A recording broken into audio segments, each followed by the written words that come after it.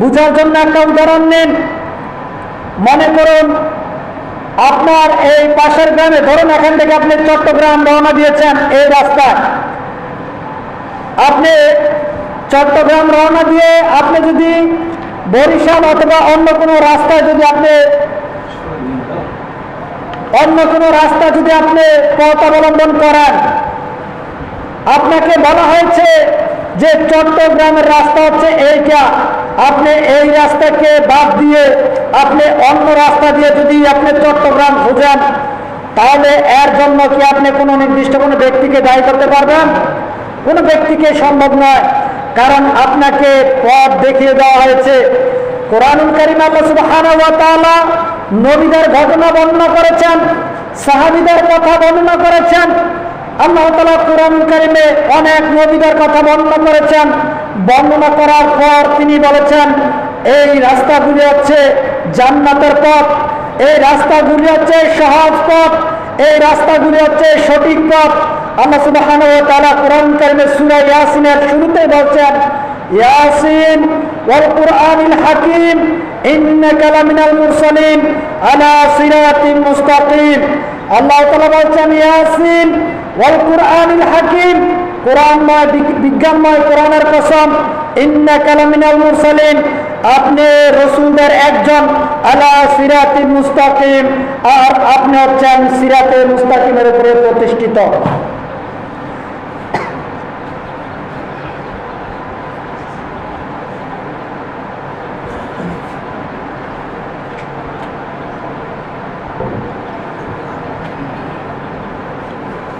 সম্মানিত উপস্থিতি, আল্লাহ সুবহানাহু ওয়া তাআলা তার নবীকে বলছেন যে আপনি হচ্ছেন সিরাতে মুস্তাকিমের উপরে প্রতিষ্ঠিত।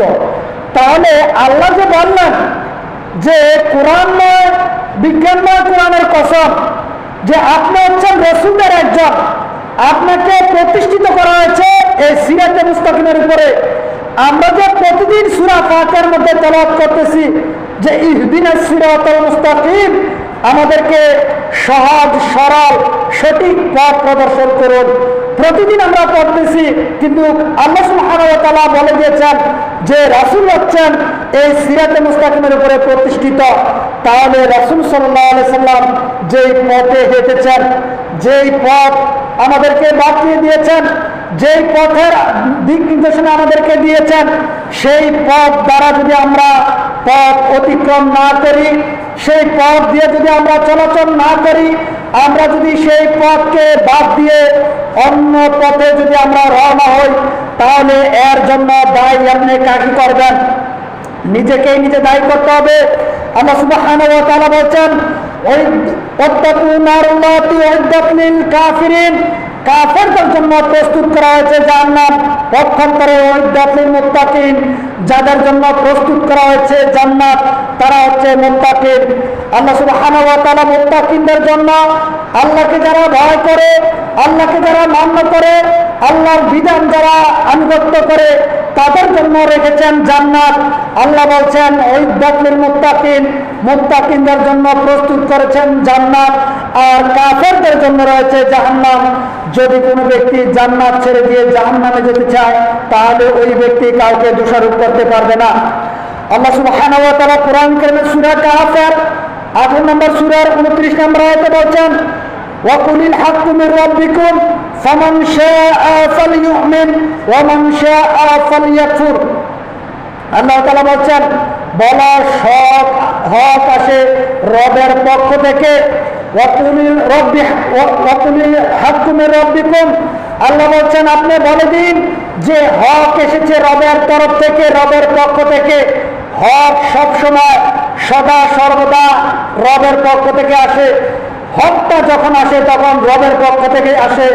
আল্লাহ বলেছেন যে হক আসে রবের পক্ষ থেকে। এই হক আসার পর ফামান শাআ ফালইউমিন, যার ইচ্ছে হয় সে এটাকে মানুক, আর ওমান শাআ ফালইয়াকফুর, আর যার ইচ্ছে হয় সেটাকে সে বর্জন করুক। এই হক বলতে কোন হক? এই হক বলতে মূলত বোঝানো হয়েছে হেদায়েতকে, এই হক বলতে বোঝানো হয়েছে কোরআনকে, এই হক বলতে বোঝানো হয়েছে ইসলামকে, এই হক বলতে বোঝানো হয়েছে আল্লাহর দেওয়া জীবন ব্যবস্থাকে। আল্লাহ বলেছেন যার ইচ্ছে হয় সে ঈমান আনুক, যার ইচ্ছে হয় সে ইসলাম গ্রহণ করুক, আর যার ইচ্ছে হয় সে ইসলামকে বর্জন করুক, ঈমানের সাথে সে কুফরি করুক। এটা তার ইচ্ছা শক্তির উপরে ছেড়ে দেওয়া হয়েছে। কিন্তু আল্লাহ সুবহানাহু ওয়া তাআলা সব কিছু বলে দিয়েছেন। জান্নাতে গেলে কি হবে, জাহান্নামে গেলে কি হবে, সকল বিস্তারিত বর্ণনা দিয়েছেন। সম্মানিত উপস্থিতি, আমরা যখন পরীক্ষা দিতে যাই, পরীক্ষার পূর্বে আমাদেরকে ফলাফল জানানো হয় না? জানানো হয়? কোনোদিন কোনো ব্যক্তিকে পরীক্ষার পূর্বে কেউ ফলাফল জানান না। কিন্তু আল্লাহ সুবহানাহু ওয়া তাআলা এতটা দয়ালু যে তিনি তার বান্দাদেরকে জাহান্নামে নিতে চান না। আল্লাহ তাআলা আমাদের উপরে এতটা দয়া করেছেন, আমরা জাহান্নামে গেলে অথবা জান্নাতে গেলে আমাদের ফলাফল কি হতে পারে এবং কোন ব্যক্তির জন্য কতটুকু ফলাফল, কোন আমলে রয়েছে, কোন ইবাদতে কতটুকু ফলাফল রয়েছে, এর বিস্তারিত বর্ণনা, মোটামুটি একটা বর্ণনা আল্লাহ সুবহানাহু ওয়া তাআলা কোরআন সুন্নাতে উল্লেখ করেছেন। এত কিছু অগ্রিম ফলাফল জানিয়ে দিয়েছেন। এত কিছু জানানোর পরও যদি কোনো ব্যক্তি এই পরীক্ষার মধ্যে ফেল করে, এই পরীক্ষার মধ্যে উত্তীর্ণ না হতে পারে, তাহলে ওই ব্যক্তি এখানে দ্বিতীয়ত কাউকে সে দোষারোপ করতে পারবে না।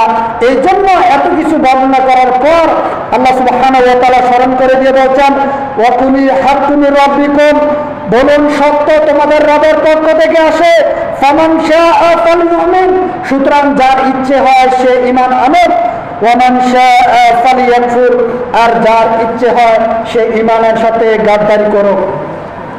সম্মানিত উপস্থিতি, ইবলিসকে যখন আল্লাহ সুবহানাহু ওয়া তাআলা জান্নাত থেকে যখন তাকে বিতাড়িত করলেন, দুনিয়াতে যখন পাঠিয়ে দিলেন, ইবলিস তখন আল্লাহর সামনে চ্যালেঞ্জ ছুড়ে মেরে দিয়ে ইবলিস বলছিলেন যে আমি আপনার বান্দাদেরকে, সমস্ত বান্দাদেরকে, যাদের জন্য আমি এই জান্নাত থেকে বের হলাম, যেই বনি আদম সন্তানের জন্য এই জান্নাত থেকে আমাকে বের করে দেওয়া হয়েছে, ওই আদম সন্তানকে আমি জাহান্নামে নিক্ষেপ করে ছাড়বো, এই ওয়াদা করেছেন শয়তান আল্লাহর সাথে। আল্লাহ সুবহানাহু ওয়া তাআলা জান্নাতের মধ্যে আদম আলাইহিস সালামকে, হাওয়া আলাইহিস সালামকে যখন রেখেছিলেন, আদম আলাইহিস সালামকে শয়তান যখন ওয়াসওয়াসা দিয়েছিলেন, তখন আল্লাহ তাআলা আদম আলাইহিস সালামকে, হাওয়া আলাইহিস সালামকে, উভয়কে যখন শয়তানের ওয়াসওয়াসা পরে যখন তারা ভুল করে পড়লেন, তাদের উভয়কে আল্লাহ তাআলা জান্নাত থেকে পৃথিবীতে প্রেরণ করলেন। পাশাপাশি শয়তানকে যখন শয়তান চলে আসার সময় সে বলেছিল যে আদম সন্তানের জন্য আমি এই জান্নাত থেকে আমি জাহান্নামে যাওয়ার উপযুক্ত হয়ে গেলাম, এই আদম সন্তানকে নিয়েই আমি জাহান্নামে যাব। এই কথা বলার সাথে সাথে আল্লাহ সুবহানাহু ওয়া তাআলা বলেছিলেন, ইন্না ইবাদি লাইসা লাকা আলাইহিম সুলতান ইল্লা মান ইত্তাবাআকা মিনাল গায়িন, তবে তুমি তাদের সাথে তোমার পক্ষে সম্ভব হবে না, তাদেরকে জাহান্নামে নেওয়া তোমার পক্ষে সম্ভব হবে না। যারা আমার প্রিয় বান্দা, যারা আমার ইবাদতকারী বান্দা, ইন্না ইবাদি লাইসা লাকা আলাইহিম সুলতান ইল্লা মান ইত্তাবাআকা মিনাল গায়িন, আল্লাহ তাআলা বলছেন যারা আমার ইবাদতকারী বান্দা তাদের পক্ষে তোমার এটা করা সম্ভব হবে না, তাদেরকে আমি বিশেষ দয়া দেব। ইন্নামার রাহিমা রাব্বুক, যাদের উপরে আমার বিশেষ দয়া থাকবে, যাদের প্রতি আমার করুণা থাকবে, ইন্নামার রাহিমা রাব্বুক, এই কিছু সংখ্যক মানুষ থাকবে যাদের প্রতি আমার দয়া থাকবে, আমার করুণা থাকবে, তাদেরকে তুমি জাহান্নামে নিতে পারবে না।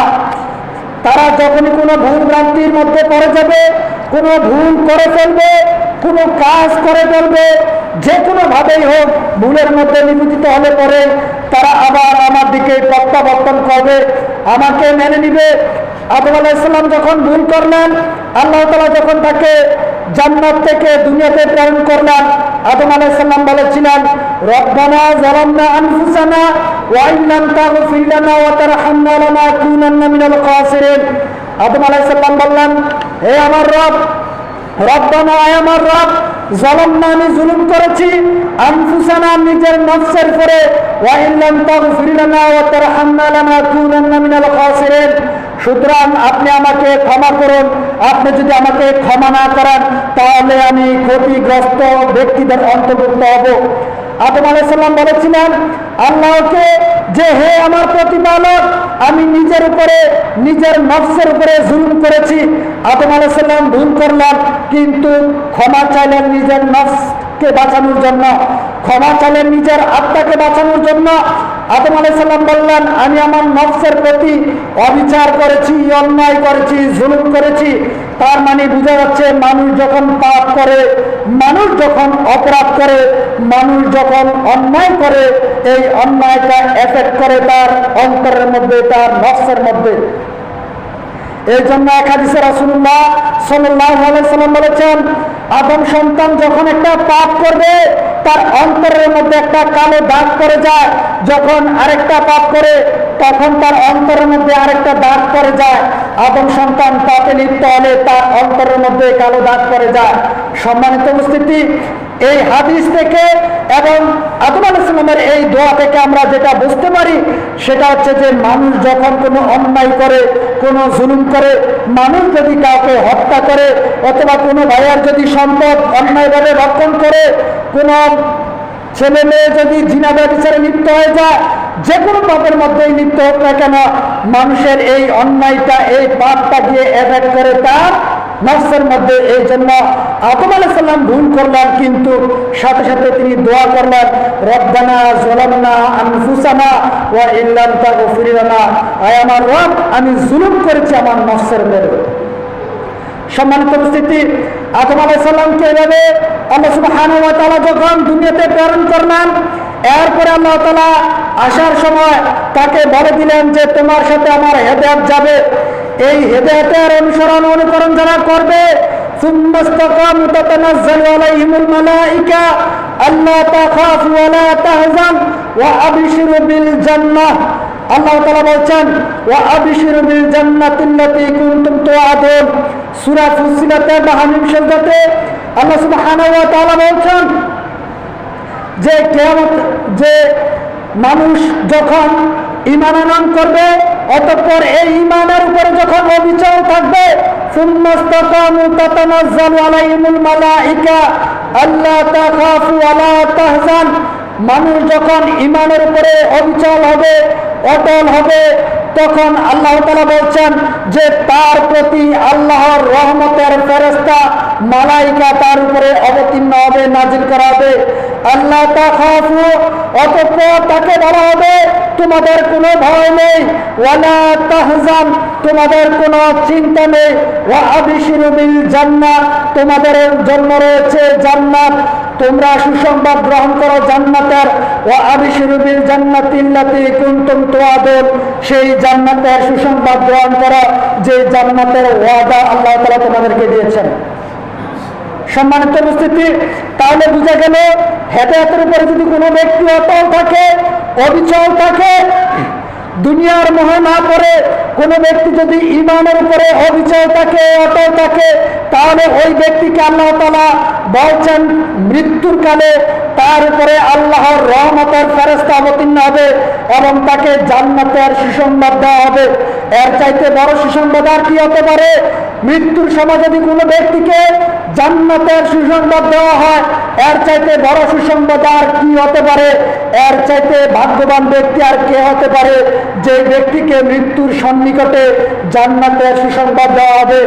সম্মানিত উপস্থিতি, আল্লাহ সুবহানাহু ওয়া তাআলা এই কথা সূরা ফুসিলাতে বলেছেন। এর মানে হচ্ছে আপনাকে ঈমানের উপরে টিকে থাকতে হবে। আমি এই কথাটা এই জন্য বলেছি, আদম আলাইহিস সালামকে যখন জান্নাত থেকে বের করে দেয় তখন আল্লাহ সুবহানাহু ওয়া তাআলা তাকে বলেছিলেন যে তোমার সাথে আমার হেদায়েত যাবে, এই হেদায়েতের যারা অনুকরণ করবে তাদেরকেই আমি মূলত এই জান্নাতের সুসংবাদ দেব। সম্মানিত উপস্থিতি, আদম আলাইহিস সালাম যে এখানে দোয়া করলেন, এখান থেকে একটা ঘটনা। আদম আলাইহিস সালাম যে এখানে দোয়া করলেন, তিনি যে বললেন যে আমাকে ক্ষমা করেন, আল্লাহ যে তাকে ক্ষমা করলেন, এখান থেকে আমরা সুস্পষ্ট হলাম যে আদম আলাইহিস সালামকে আল্লাহ তাআলা ক্ষমা করে দিলেন। কিন্তু আমাদের দেশে বা আমাদের সমাজে একটা কথা প্রচলিত রয়েছে যে আল্লাহ রাসূল সাল্লাল্লাহু আলাইহি সাল্লাম আল্লাহর নিকটে বারবার ক্ষমা চাচ্ছেন, বারবার ক্ষমা চাচ্ছেন। এরপরে এক পর্যায়ে তিনি আকাশের দিকে তাকালেন, তাকিয়ে দেখলেন যে আকাশের একটা দরজার মধ্যে লা ইলাহা ইল্লাল্লাহ লেখা রয়েছে। এরপরে তিনি স্মরণ করলেন জান্নাতের দরজার মধ্যে লা ইলাহা ইল্লাল্লাহ মুহাম্মদ রাসূলুল্লাহ এই লেখাগুলি রয়েছে। তারপরে তিনি এগুলার দোহাই দিলেন, এগুলার দোহাই দিয়ে আল্লাহর কাছে ক্ষমা চাইলেন, আল্লাহ ক্ষমা করলেন। এরকম একটা কথা প্রচলিত রয়েছে, কিন্তু এই কথার কোনো ভিত্তি নেই। কারণ আয়াতে আল্লাহ সুবহানাহু ওয়া তাআলা বলেছেন যে আদম আলাইহিস সালাম মুহাম্মদ সাল্লাল্লাহু আলাইহি ওয়াসাল্লামের দোয়া দিয়ে তিনি ক্ষমা চাননি। আদম আলাইহিস সালাম আসমানে লেখা দেখে তারপরে আল্লাহর কাছে ক্ষমা চাননি, বরং তাকে যখন দুনিয়াতে প্রেরণ করা হয় তখনই আল্লাহ সুবহানাহু ওয়া তাআলা তাকে ওয়াদা দিয়েছিলেন যে তোমার সাথে আমার হেদায়েত যাবে, এই হেদায়েতের অনুসরণ যারা করবে তাদেরকেই আবার এই জান্নাতে ফিরিয়ে আনা হবে। আর আদম আলাইহিস সালাম নিজের ভুলের জন্য তিনি তার মৃত্যু পর্যন্ত দোয়া করেছেন, রব্বানা যালামনা আনফুসানা ওয়া ইল্লাম তাগফির লানা ওয়া তারহামনা লানাকুনান্না মিনাল খাসিরিন। এই দোয়া আল্লাহ সুবহানাহু ওয়া তাআলা কোরআন কারীমে উল্লেখ করে দিয়েছেন, রাসূলুল্লাহ সাল্লাল্লাহু আলাইহি ওয়াসাল্লাম এই দোয়া আমাদেরকে হাদিয়ে দিয়েছেন। কারণ হচ্ছে আপনি এই দোয়ার মাধ্যমে আল্লাহর নিকটে ক্ষমা চাইবেন। আল্লাহ ক্ষমাশীল, তিনি ক্ষমা করবেন, কিন্তু আপনাকে এভাবে চাইতে হবে। কিন্তু আমাদের সমাজে যে কথাটা চালু রয়েছে এই কথার কোনো ভিত্তি নেই। এরপর আল্লাহ সুবহানাহু ওয়া তাআলা কোরআন কারীমে সূরা হিজর 44 নম্বর আয়াতে বলেছেন যে বিভ্রান্তদের মধ্যে যারা তোমার অনুসরণ করবে তারা ব্যতীত আমার বান্দাদের উপর তোমার কোনো কর্তৃত্ব নেই, তোমার কোনো ক্ষমতা নেই। অবশ্যই জাহান্নাম তাদের সকলের প্রতিশ্রুতি। যার 7টি দরজা রয়েছে, আল্লাহ তাআলা বলছেন প্রত্যেক দরজার জন্য পৃথক পৃথক শ্রেণী রয়েছে, অর্থাৎ জাহান্নামের দরজা রয়েছে 7টি। এই 7টি দরজার মধ্যে পৃথক পৃথক শ্রেণী রয়েছে, দারোগা রয়েছে, মালাইকা রয়েছে, ফেরেশতা রয়েছে, তারা সেখানে পাহারাদার হিসেবে কাজ করছেন। এরপর আল্লাহ সুবহানাহু ওয়া তাআলা সূরা জুমার 39 নম্বর সূরার 71 নম্বর আয়াতে বলছেন ওয়াল্লাযীনা কাফারু বিরাব্বিহিম আযাবু জাহান্নাম ওয়া বিইসাল মাসীর। আল্লাহ তাআলা বলছেন ওয়াল্লাযীনা কাফারু, আর যারা তাদের প্রতিপালকের সাথে কুফরি করে, বিরাব্বিহিম আযাবু জাহান্নাম ওয়া বিইসাল মাসীর, তাদের জন্য রয়েছে জাহান্নাম, তাদের জন্য রয়েছে আযাব। আর কতই না নিকৃষ্ট স্থান সেই স্থানটুকু, যে স্থানে তাদেরকে আযাব দেওয়া হবে। যখন তারা, আল্লাহ বলছেন ইযা উলকু ফিহা সামিউ লাহা শাহীকা ওয়া হিয়া তাফুর, যখন তারা যখন তাতে নিক্ষিপ্ত হবে, যখন তাদেরকে জাহান্নামে নিক্ষেপ করা হবে, তখন তারা জাহান্নামের ডাক, জাহান্নামের গর্জন শুনতে পাবে। ইযা উলকু ফিহা সামিউ লাহা শাহীকা ওয়া হিয়া তাফুর তাকাদু তামাইয়াজু মিনাল গায়ব কুল্লামা উলকিয়া ফিহা ফাওজুন সাআলাহুম খাযানাতুহা আলাম ইয়াতিকুম নাযীর। সম্মানিত উপস্থিতি, সূরা মুলকে আল্লাহ সুবহানাহু ওয়া তাআলা এবারে বলেছেন যে যখন তাদেরকে জাহান্নামে নিক্ষেপ করা হবে কিংবা জাহান্নামের সামনে যখন তারা যাবে, তখন তারা জাহান্নামের গর্জন, জাহান্নামের বিকট শব্দ, জাহান্নামের আযাব এগুলি সব তারা উপলব্ধি করবে এবং জাহান্নামের গর্জন শুনতে পাবে। আর তার টকবক টকবক করে ফুটতে থাকবে, অত্যাধিক এটা রাগান্বিত হয়ে